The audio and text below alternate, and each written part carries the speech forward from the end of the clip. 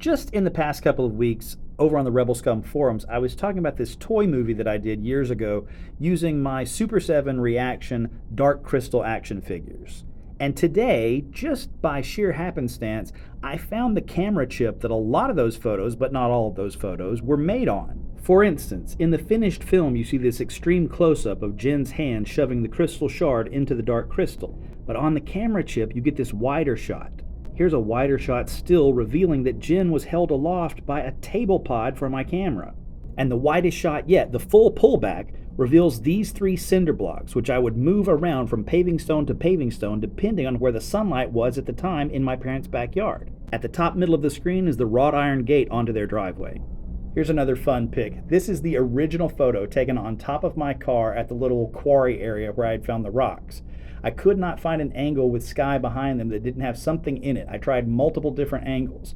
Eventually I settled on this photo. I airbrushed out the power lines, the trees down in the bottom left corner, the knuckle of my left hand, which was holding the Landstrider's foot just out of frame, and I painted in the rocks from a different photo. And this is the way it appears in the finished video. And then there was the curious case of the invisible Duplo brick.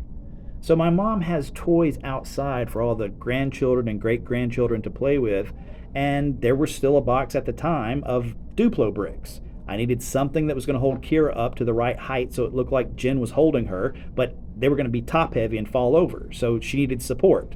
Then I took photos of Jin just by himself, and I just started airbrushing it in. The reason they're dark and the room is light is to duplicate the way that it looks in the film.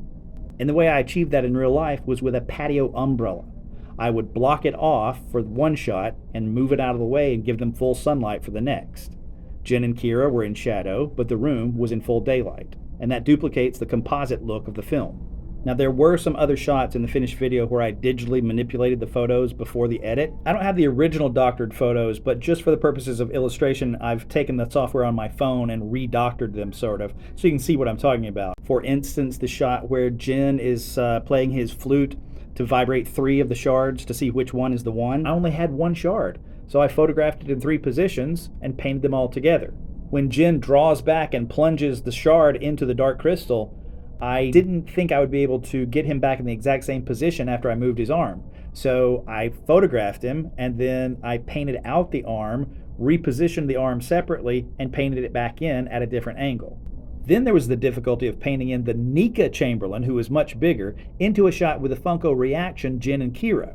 So I could photograph him in focus, or I could photograph them in focus, but never both at the same time. So when I photographed them separately and painted them in together, he has this weird force field effect around him that's not in focus. Well, I hope you found this interesting, and if I find another chip with more photos, I may do a follow-up. Until next time, thank you for watching.